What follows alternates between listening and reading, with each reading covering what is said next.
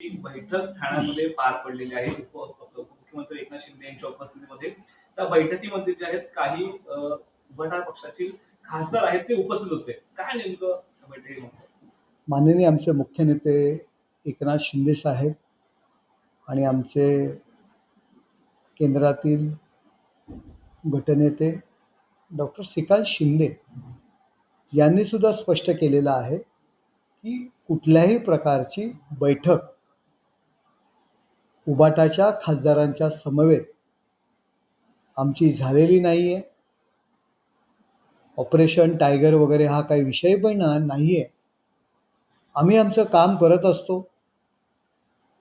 लोक कामं घेऊन येत असतात. लोकप्रतिनिधी कामानिमित्त वेगवेगळ्या ठिकाणी भेटत असतात आणि जनतेचं काम करणं हे आम्ही आमचं प्रमुख कर्तव्य समजतो.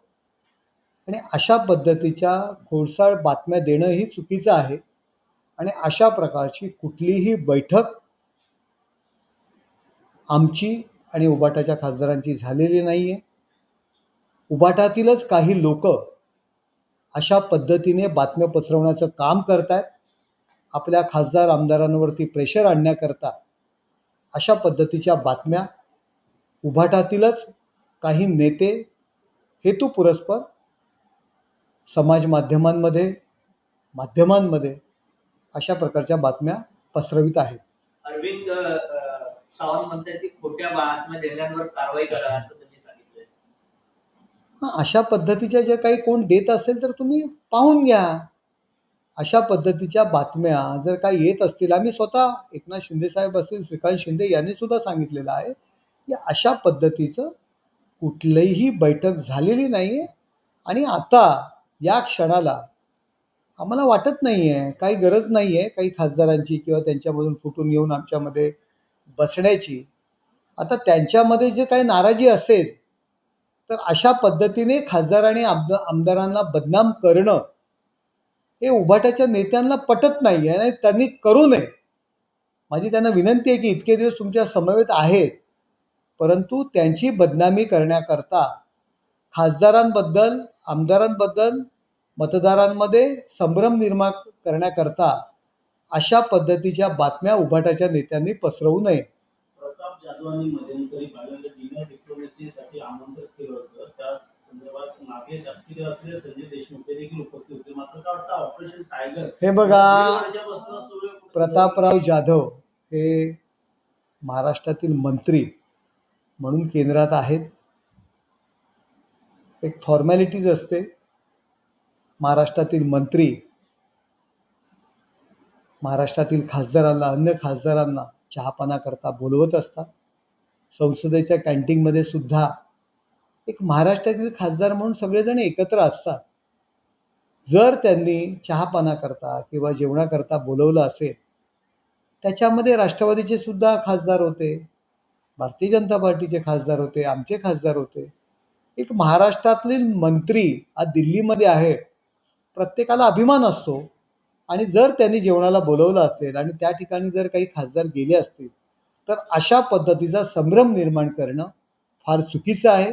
महाराष्ट्रीयन संस्कृती आहे, पाहुणचार हा नक्की केला जातो. प्रत्येकजण एकमेकांच्या संपर्कात असतो दिल्लीमध्ये आणि एकमेकांच्या घरी चहा पाण्याला, नाश्त्याला जात असतो एकाच इमारतीमध्ये. आता तर काही बंगलो सोडले तर आता नवीन इमारतीमध्ये सर्वच खासदार आजूबाजूच्या इमारतीमध्येच राहतात. एक दुसऱ्याकडे जर समोर बसला, भेटला आणि चहाला बोलवलं तर तो आपला पक्षातून फुटणार आहे अशा पद्धतीच्या बातम्या करणं किंवा असं समजणं हे चुकीचं आहे. अरविंद सावंत यांनी लिहून दिले थेट पत्रकारांना, मी कुठेही जाणार नाहीये, उभा चिरला तरी कुठे जाणार नाही, शेवटपर्यंत मी उद्धव बाळासाहेब ठाकरे या शिवसेना. हे बघा, अरविंद सावंतांच्या बाबतीत मला तरी असं वाटतंय की काही त्यांचे जे हितशत्रू आहेत पक्षांतर्गत ते अशा पद्धतीच्या बातम्या पसरवत असतील. त्यांच्यावर आज ही वेळ येते की माझा फोन तपासा, मी लिहून देतो, मी उभा चिरला तरी मी फुटणार नाही, ही सांगण्याची त्यांच्यावरची वेळ आहे. मला खूप वाईट वाटतंय की पुन्हा पुन्हा त्यांना अग्निपरीक्षा का देण्याकरता कोण भाग पाडतंय. त्यांचं पक्षांतर्गत राजकारण असावं आणि पक्षांतर्गत राजकारणामध्ये अरविंद सावंत यांना बदनाम करण्याचा कोणतरी प्रयत्न करत असावा. तरी अरविंद सावंतचं नाम ठेवून इतर जे खासदार आहेत ते वेगळी सोडून आणतात की नाही, काय? मला काही कल्पना नाही. ठाकरे यांना मला काही कल्पना नाही, परंतु अरविंद सावंत यांना बदनाम करण्याचं काम युबीटी पक्षातीलच काही लोक करत असावेत असं मला वाटतंय. सर, ऑपरेशन टायगर संदर्भात ज्योती वाघमारेंनी काही दिवसापूर्वी वक्तव्य केलं होतं. ऑपरेशन टायगर हे होणार, ऑपरेशन तुतारी हे होणार. हे बघा, त्यावेळी सुद्धा पक्षाने स्पष्टीकरण दिलं होतं की अशा पद्धतीची कुठलीही बैठक, कुठलीही कृती आमच्याकडनं झालेली नाही आहे. आम्हाला सध्या या सर्व गोष्टींची गरज नाही आहे. परंतु एकनाथ शिंदे साहेबांना सगळेजण एवढे घाबरत आहेत, त्यांची जी लोकप्रियता आहे त्याला सर्वजण घाबरत आहेत आणि सगळे एकनाथ शिंदे साहेबांच्या नेतृत्वावर विश्वास ठेवून एकनाथ शिंदे साहेबांकडे जातील ही भीती वेगवेगळ्या पक्षातील नेत्यांना आहे. म्हणून तेच आपल्या लोकप्रतिनिधींवरती अविश्वास निर्माण व्हावा म्हणून अशा पद्धतीच्या बातम्या पसरवित आहेत. जेव्हा जेव्हा शिंदे साहेब दिल्लीत जातात काय ना काय डोकंस्फोट करत असतो. मात्र बजेटच्या वेळेस गेले आणि त्याच्यानंतर डिप्लोमसी आणि त्यानंतर वातावरणामध्ये बदल दिसून येत नाही. तरी शिवसेना डिनर प्रतापराव जाधवांकडे डिनरला गेले म्हणून जर अशा काही पद्धतीच्या बातम्या असतील तर मी रोज सर्व पक्षीय खासदारांसमवेत संसदेच्या कॅन्टीनमध्ये आम्ही नाश्ता घेत असतो, चहा घेत असतो, जेवायला एकत्र असतो. असं नसतं हो. त्या ठिकाणी दिल्लीमध्ये जेव्हा महाराष्ट्रातील खासदार एकमेकांसमोर येतात, थोडा वेळ आम्ही पक्ष विसरतो आणि एक मराठी माणूस, मराठी लोकप्रतिनिधी म्हणून आम्ही एकत्र असतो आणि तिथे मराठी अस्मिता ॲटोमॅटिक निर्माण होते आणि त्याकरता पक्ष सोडणं हा विषय नसतो. त्यामुळे अशा पद्धतीच्या बातम्या पसरवणं योग्य नाही. पण खासदारांना कुठेतरी निधी मिळत नाही, आमदारांना निधी मिळत नाही. त्यामुळे अनेक लोक यांचा बदल जो झालेला आहे. आता शिंदेकडे आलेले आहेत अनेक लोक, त्यामुळे भाजपकडे देखील गेले. तर वाटतं येणाऱ्या काळात निधी न मिळालं कारण अनेक काय मतदारसंघामध्ये.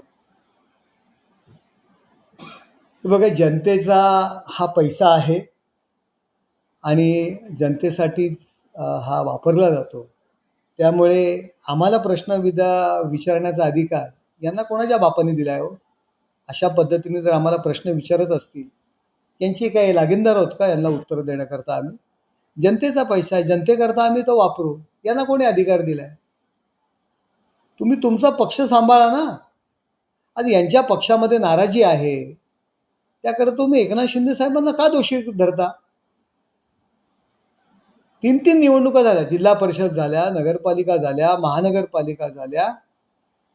अहो, बँड्रा आणि दादरमधून हे बाहेर नाही पडले आणि त्यामुळे जर त्यांच्या पक्षातील लोकप्रतिनिधी पदाधिकारी त्यांच्यावर नाराज असतील, त्याचा खापर आमच्यावर कशाला फोडता? यांना बड्डेचा केक भरवण्याकरता वेळ आहे, परंतु पक्षवाढीकरता आणि आपले जे लोकप्रतिनिधी आहेत त्यांना निवडणुकीमध्ये मदत करण्याकरता सभा घेण्यासाठी सुद्धा हे लोक जात नाही आहेत, बैठका घेत नाही आहेत, मुंबईतून बाहेर पडत नाही आहेत. त्यामुळे त्यांच्या पक्षात नाराजी आहे आणि तुमच्या पक्षात नाराजी आहे. याकरता लोकप्रतिनिधी एकनाथ शिंदे साहेबांकडे जाणार, लोकप्रतिनिधी फुटणार, अशा पद्धतीच्या बातम्या युबीटीचे नेतेच माध्यमांमध्ये पसरवत आहेत. आपल्या लोकप्रतिनिधीवर त्यांचा विश्वास नाही आहे आणि त्यांना जर त्यांच्या पक्षातील लोकप्रतिनिधी पदाधिकारी त्यांच्यावर नाराज असतील, त्याचा खापर आमच्यावर कशाला फोडता? यांना बड्डेचा केक भरवण्याकरता वेळ आहे, परंतु पक्षवाढीकरता आणि आपले जे लोकप्रतिनिधी आहेत त्यांना निवडणुकीमध्ये मदत करण्याकरता सभा घेण्यासाठी सुद्धा हे लोक जात नाही आहेत, बैठका घेत नाही आहेत, मुंबईतून बाहेर पडत नाही आहेत. त्यामुळे त्यांच्या पक्षात नाराजी आहे आणि तुमच्या पक्षात नाराजी आहे. याकरता लोकप्रतिनिधी एकनाथ शिंदे साहेबांकडे जाणार, लोकप्रतिनिधी फुटणार, अशा पद्धतीच्या बातम्या युबीटीचे नेतेच माध्यमांमध्ये पसरवत आहेत. आपल्या लोकप्रतिनिधीवर त्यांचा विश्वास नाही आहे आणि त्यांना बदनाम करण्याकरता युबीटीचे नेते अशा पद्धतीच्या बातम्या पसरवत आहे. संजय राऊत काय बोलतायत? अहो, त्यांनी त्यांच्या कटकारस्थानांमुळे आज त्यांच्या पक्षाची अवस्था मृतावस्थेत आलेला आहे. प्रयोगशाळेमध्ये ज्या पद्धतीने एखादी डेड बॉडी मुलांना शिकण्याकरता देत असतात, त्याच पद्धतीने ही UBTची डेड बॉडी कधी शरद पवारांच्या पक्षातील नेत्यांना वापरण्याकरता देतात अभ्यासाकरता, तर कधी काँग्रेसला वापरण्याकरता देतात. शवाग्रहातील जी डेड बॉडी असते ती अवस्था संजय राऊत सारख्या मंडळींनी UBTची केलेली आहे. कधी शरद पवार वापरतात, कधी काँग्रेस वापरतात. सर ते फडणवीस संजय राऊत म्हणतात फडणवीस देखील शिंदेचं ऑपरेशन करतायत, त्यांची डेड बॉडी केलेली आहे. मी तेच म्हणतोय की त्यांची अवस्था डेड बॉडीची झालेली आहे. पवार साहेब कधी वापरतात, कधी काँग्रेस वापरतात, आणखी कधीतरी तिसरे कोणतरी वापरतात. त्यामुळे ती संजय राऊतांसारख्याने अशी परिस्थिती केलेली आहे. संजय राऊतांचं म्हणणं आहे की उद्या आदित्य ठाकरे असतील, माझे नाव उद्या येते की पण सांगितलं का वाटतं येणार काळात आदित्य ठाकरे असतील, उद्धव ठाकरे असतील, संजय राऊत असतील आणि परब असतील यांच्यावरती मोठ्या प्रमाणात अहो ते चालले, त्यांना कोणीतरी घ्यायला पाहिजे ना. बघा, आदित्य ठाकरे आणि संजय राऊत यांच्यामध्ये जे काही कोल्ड वॉर सुरू आहे, संजय राऊत स्वतःच म्हणतात माझं नाव घेतील, म्हणजे हे प्रेशर टॅक्टिक्स खेळत आहेत संजय राऊत. या दोघांमधील जी कोल्ड वॉर सुरू आहे त्याचे हे परिणाम आहेत या सर्व बातम्या. संजय राऊतांचं स्थान आदित्य ठाकरेंसारखा युवा नेता जर त्यांच्या भूमिकेवर संशय घेत असतील, त्यांना जाब विचारत असतील, तर संजय राऊत दुर्दैव आहे आपलं. आणि या दोघांमध्ये जे काही कोल्ड वॉर सुरू आहे त्यामध्ये त्यांच्या पक्षाची अवस्था अत्यंत आणखी वाईट होणार आहे. जर आले तर खरोखर तुम्ही स्वागत कराल का? कारण जेवढे संख्या उरली त्या मानाने हे बघा, सद्य परिस्थितीला आम्ही आमच्या घरी सुखी आहोत, आमचं कुटुंब आणि आम्ही भले आहोत. त्यामुळे सद्यस्थितीला अशा काही कुठल्याही घडामोडी सुरू नाही आहेत. ठेविले अनंते तैसेची सगळ्यांनी राहावे, एवढंच या ठिकाणी मी सर एक वेगळा पक्ष प्रश्न आणि होता. एक तारीख. वेगळा प्रश्न होता. पक्ष आणि तारीख. गेल्या काही दिवसांपूर्वी कॉमेडियन कुणाल कामराचं एक गाणं सध्या चर्चेमध्ये आलं होतं आणि आज त्यांनी पुन्हा एकदा एक ट्विट केलेलं आहे की माफी मागणार नाही. जे काही गाणं त्यावेळेस केलं होतं ते फक्त एक भाग होता. कोण कुणाल कामरा आणि कुणाल कामराचं वक्तव्य किंवा कुणाल कामराने काय ट्विट केलं यामुळे आमच्या पक्षावर काय फरक पडतोय हो? आज देशामध्ये प्रादेशिक पक्षांमध्ये एक नंबरचा पक्ष आहे आमचा. महाराष्ट्रामध्ये प्रादेशिक पक्षांमध्ये एक नंबरचा पक्ष आहे. कोण कुठला कुणाल कामरा आणि काय विचारता कुणाल कामरा काय बोलला आणि कुणाल कामरानी काय गाणं केलं आणि ट्विट केलं. जिल्हा परिषद, महानगरपालिका, नगरपालिका, पंचायत समिती, भारतीय जनता पार्टी हा राष्ट्रीय पक्ष, त्यानंतर जर कुठलं स्थान असेल तर एकनाथ शिंदे साहेबांच्या नेतृत्वाखाली शिवसेना. इतक्या वर्षाची शरद पवार साहेबांची परंपरा आज ते कुठल्या कुठे गेलेत. काँग्रेस राष्ट्रीय पक्ष, त्यांची काय दयनीय अवस्था आहे. उद्धव ठाकरे रसातळाला गेलेत ते. आज आमचा पक्ष महाराष्ट्रामध्ये प्रादेशिक पक्षांमध्ये एक नंबरचा पक्ष आणि देशात सुद्धा आहे. त्यामुळे कोण कुठला कुणाल कामरा आणि याला आम्ही महत्त्व देत नाही. पुढचं बोला. तर गणेश नाईक जे आहेत शिंदे विरोधात पुन्हा एकदा आक्रमक झाल्याचं पाहायला मिळतं. MIDCचा जो वाद आहे त्या विरोधात गणेश नाईक आता रस्त्यावरती उतरणार असं म्हणतात. हे बघा, MIDC मध्ये जो काही SRAचा जो काही विषय आला त्याला त्याच दिवशी MIDCच्या CEOला मी आणि स्वतः एकनाथ शिंदे साहेबांनी ती निविदा रद्द करायला सांगितलेली आहे. अशा पद्धतीत चालणार नाही. सर्वसामान्य माणसाला, प्रत्येक माणसाला त्या ठिकाणी राहणाऱ्याला घर पाहिजे, घर दिलं गेलं पाहिजे. SRAचे नियम जर तुम्ही त्या ठिकाणी लावले तर त्या ठिकाणी घर मिळणार नाही. हे एकनाथ शिंदे साहेबांनी ऑलरेडी ते टेंडर रद्द करायला सांगितलेलं आहे. जे काही अधिकाऱ्यांनी काढले होते, गणेश नाईक उशिरा जागे झालेत आणि त्या ठिकाणचे नगरसेवक सुद्धा आमच्या पक्षाचे आहेत. आम्ही त्यांची काळजी घेऊ.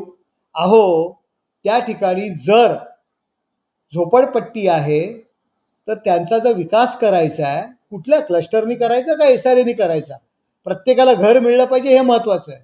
आम्ही काळजी घेऊ ना त्यांची. त्यांना काय तुम्ही हाकलून देणार आहात का? त्या ठिकाणी सुविधा तुम्ही त्यांना देणार नाहीत का? मग तुम्हाला त्यांना इमारतीमध्येच ठेवावं लागणार आहे. खालती जी काही घरं आहेत त्यांना खालती जमिनीवरती घरं देऊ शकता का?